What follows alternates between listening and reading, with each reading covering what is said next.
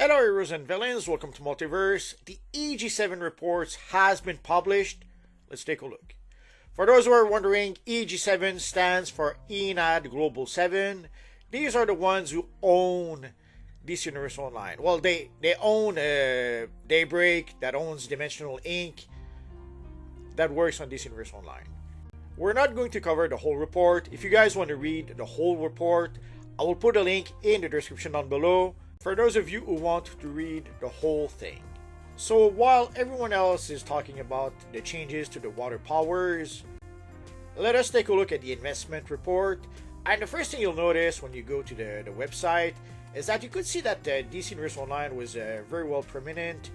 When you do go to the website, it was very well featured on the website itself. Heck, on the page for the investment report, you have the awesome Superman Doomsday picture that you're seeing right now. For quite a while, DC Universe Online was one of their crown jewel. It was pretty much their top earner. But as you will see in just a minute, it's not exactly the case anymore. The first thing we can notice is that overall, there's been a 25% decline in the revenue. Although that seems to be mostly due to EverQuest, which kinda underperformed compared to last year. Last year, it was the 25th anniversary of EverQuest. So it had a pretty big event built around that, which seems to have raised the revenue last year because of that. But this year, obviously, the 25th anniversary is behind us, so the revenue did go down a bit thanks to that. There's also a lawsuit concerning EverQuest that seems to have affected the revenue as well. I don't know that much about the lawsuit, so we're not really going to talk about it. But here you can see the entities under EG7, so there's a Big Blue Bubble. In the case of Big Blue Bubble, they did their revenue did go down by 27%. So obviously that did contribute to the 25% loss in revenue. And for Daybreak, the revenue also did decline by 7%. Although the decline has nothing to do with DC Universe Online, there actually was some growth with DC Universe Online. Daybreak does have this new game called Palia that had some strong growth. So I guess most of the growth did come from that game. Although Lord of the Rings Online, DC Universe Online, and Dungeons & Dragons Online all had some sort of growth as well. But here we can see also EverQuest and EverQuest 2 did not perform as well as last year, because again, last year it was the 25th anniversary of those games. Actually, it was the 25th anniversary of EverQuest itself. And they had various events in order to be able to celebrate that. And it seems that it did increase the revenue last year because of that. But obviously this year, no anniversary. So they were not able to sustain that growth, obviously. And also they're mentioning Magic the Gathering card set that performed below expectations. I'm a bit surprised by that one because the last card set they did release was actually a card set based on the Amazing Spider-Man. So you would think that the Spider-Man card set would have performed really well, but apparently that doesn't seem to be the case. Now, could it be that Magic the Gathering players, like Magic the Gathering is pretty much a fantasy game, so having Spider-Man in the game, I guess maybe Magic the Gathering players were not attracted by that. Maybe Magic the Gathering players like fantasy, not superheroes. And the reverse could be true as well. Maybe they were expecting Spider-Man fans that never played Magic the Gathering to start playing Magic the Gathering. And somehow Spider-Man fans have no interest in Magic the Gathering. I guess we'll never know. But anyway, so they do mention that it did perform below expectations. And there's also Piranha Games, which seems to have had some strong growth, 112%. And they was doing the happy dance with that growth. In a nutshell, they're working on a game called MechWarrior 5, and their latest DLC did perform better than expected.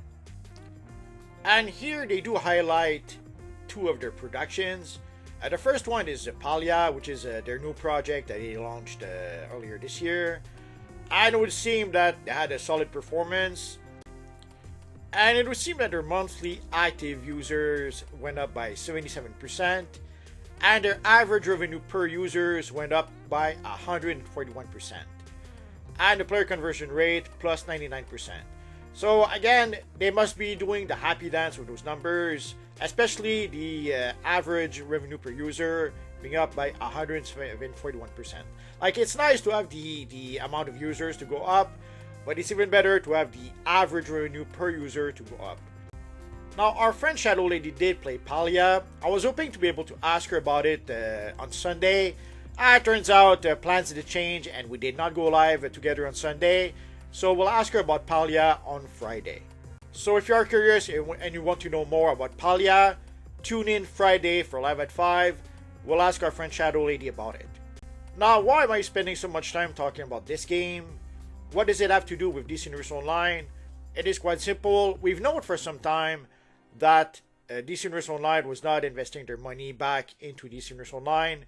We knew that they were investing that money into other games. Like whenever you buy booster bundles, whenever you buy time capsules, there is a small amount of that money that goes back into to maintain the game, the DC Universe Online. But most of that money actually went to other games, and we can see here where that money went to. So it would seem that Palia is the game that they were developing using our DCUO money, but there's also Cold Iron that has another game coming up where some of our money came from. We'll talk about that in just a minute. But in the case of Palia, it would seem that from the point of view of EG7, investing that money did pay off, because it would seem that Palia is now their biggest earner. We'll see that a bit later in the report, but why does it matter that Palia is now their biggest earner? It used to be DC Universe Online that was their biggest earner, although the main difference between DC Universe Online and Palia is that for DC Universe Online, EG7 has to pay a fee to DC Comics or to Warner in order to be able to use the DC license. For Palia, they don't have to pay a fee to anyone. All the money from Palia comes into their pocket because it is their game. So when it comes to DC Universe Online, they have to pay a fee to DC Comics. But with Palia, again, all the money comes in their pockets. They don't have to pay a fee to anyone. So sadly, it will be an incentive for them to invest more and more money on Palia. And sadly, not so much in DC Universe Online. Yes, they will probably keep on investing just enough to be able to keep the game going. Sadly, they won't have really a reason to invest a huge sum of money on DC Universe Online. Like the graphics update that everyone has been hoping for, or waiting for, or asking for. Sadly, that's not gonna happen. And sadly, since they do not own DC Universe Online, they're paying a license to DC Comics to use the license. They have more incentive to invest their money in Palia than in DC Universe Online. Think of it this way. Imagine you have two houses. You rent one house and you own the other house. If you need to invest, let's say $10,000 or $50,000 to do some renovation on one of your houses, which house would you renovate? The one you rent or the one you own? Sadly, it's pretty much that simple. Now, it does not mean that they're not investing money in DC Universe Online. Obviously, they have to pay their employees, they have to pay for the maintenance of the game, for the servers and all that. But odds are they're paying just enough to keep the game going. And we see that every DLCs with all the reused assets, or even with the events for that matter. Now, does that mean that the game is dead? That they will shut down the game in like 3 weeks? No, it doesn't mean that. For all we know is that they still have plans for DC Universe Online. Way back when we got the House of Legends, they had a 10-year plan. We knew at the time that they had a 10-year plan concerning the game. And we still have at least 5 years to go for that plan. So DC Universe Online is not going anywhere anytime soon. But we should not expect a huge investment like them doing a huge graphics update for the game. That's not gonna happen. Now, I can already hear someone mentions that why not do both? Why not invest a huge amount on Palia? And why not invest a huge amount on DCUO to do a graphics update? Again, that's not gonna happen, and we'll talk about that a bit later in the video. And another project they have is with Cold Iron Studios. I have to admit, I had no idea who they were until way back when we heard that DCUO was working on the game with them. And that was the first I heard about them. They were supposed to release a new shooter game in 2025. Sadly, that has been pushed to 2026. And that does explain the lack of growth a little bit. Basically, they were probably expecting to make money from the game, from Cold Irons, in 2025 because it was supposed to be released then. but that has been pushed back to 2026. So obviously, whatever money that we're expecting to make this year didn't happen, and they're gonna have to wait until next year before they actually see that money coming in. Now, we don't know all that much about the game they're working on. We do know that it is a shooter game, and we do know that it is based on a movie license that already exists.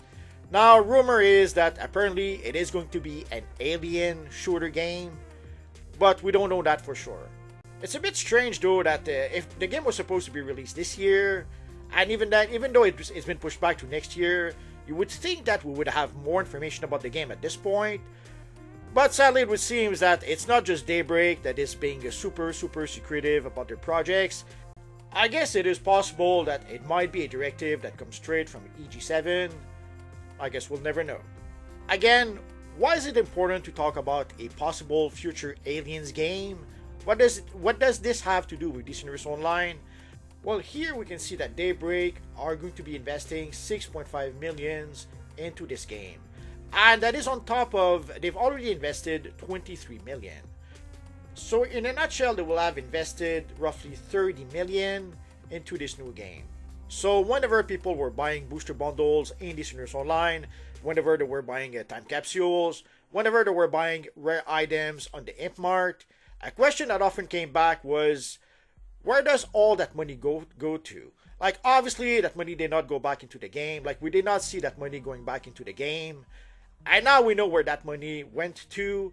It went to Cold Iron to finance the new game that they're working on. And it went to finance Palia. Palia. Now, once you give your money to a company, sadly, you have no control over what they do with it. So if you give your money to Daybreak, thinking that that money will go back into DC Universe Online, sadly, it doesn't work like that.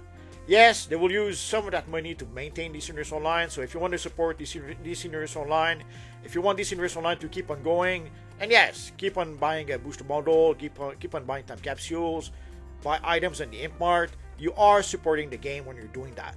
Sadly, not all the money goes back to DC Universe Online. At the end of the day, Daybreak, once they get that money, they decide where to spend that money. So they spend some of it on DC Universe Online, but obviously, they do spend some of that money elsewhere as well.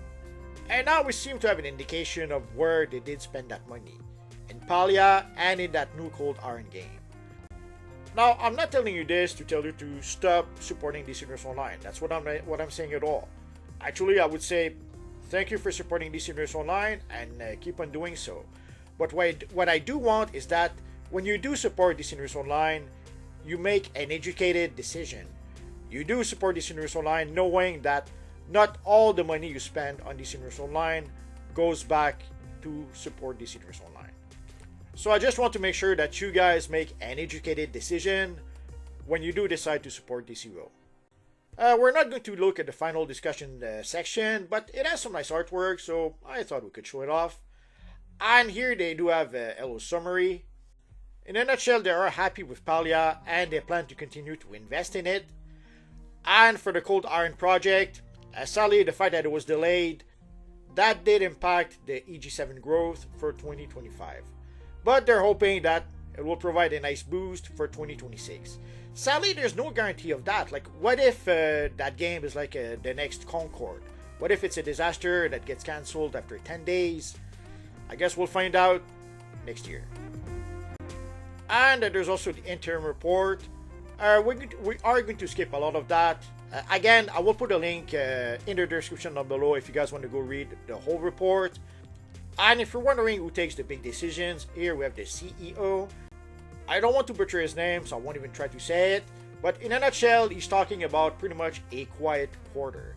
So it wasn't a great quarter, but it wasn't a disaster either. And here again, they mentioned the Palia game, so they seem to be very focused on that game. So obviously, Palia and that upcoming game with Cold Iron, these now are their crown jewels that they're focusing on quite a lot. Sadly, when it comes to DC Universe Online, not much is being mentioned in the report.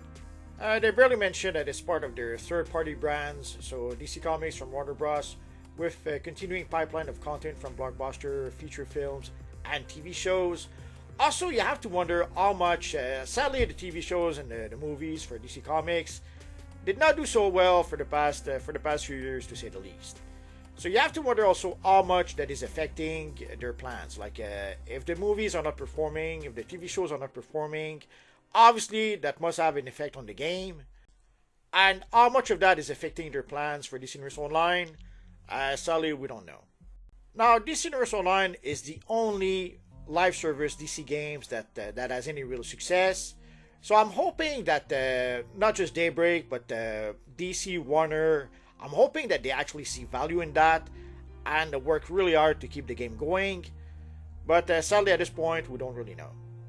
And here, the only real mention we have for DC Universe Online is that it delivered stable performance with the latest update, Raging Knight, launching in September. That is the one line we have concerning DCUO. So I guess what could be quite telling is not so much what is being said about DC Universe Online, but more the lack of real information about DC Universe Online, no information about their future plans or anything like that. They barely mentioned DC Universe Online in the report. They seem more focused on their new project for Cold Irons, or to mention that Palia is on track to become the largest revenue contributors within Daybreak's live game portfolio. So sadly, if you are hoping for some huge investment on DC Universe Online, or if you're hoping for a huge graphics update or something like that, at this point, with the information we have, with what we see in the report, I would not expect that. Also, something that we never really mentioned is the EG7 stocks. Way back when it was mentioned in a report that they were planning a huge graphics update for DC Universe Online, at the time the EG7 stocks were at an all-time high. And yes, before somebody says that no, it was never officially announced. It was in an official investors report, so we do know that they were planning some sort of graphics update. At the time, they were also planning a remastered edition for Lord of the Rings Online. That one was actually officially announced, but it also was officially cancelled. And we can clearly see why. The stock dropped like a rock. And by the time that the stock was way down, everything was cancelled. The graphics update was gone. They didn't mention the graphics update anymore. The remaster for Lord of the Rings Online was gone. Everything, all the big plans that we're making when their stocks were way high, all of that went out the window. They had also mentioned that in 2023, DCUO would have the biggest game update they ever had, or the biggest DLC they ever had. Obviously, that never happened. And things are not better now. Like if we take a look at the stocks right now, it's pretty much as low as it's ever been. There's some sort of anomaly in 2020. I assume it's because of the virus of unknown origin. But if we take a look at the stocks right now, and for quite some time, it's been pretty much at its lowest point. So short of a small miracle, again, I wouldn't expect any huge investment on DC Universe Online anytime soon. But you don't have to take my word for it. I will put a link to the report in the description down below, so you can go read the report for yourself. There's also a small presentation you can look at if you want to.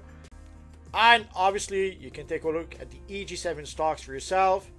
That is public information that everyone has access to.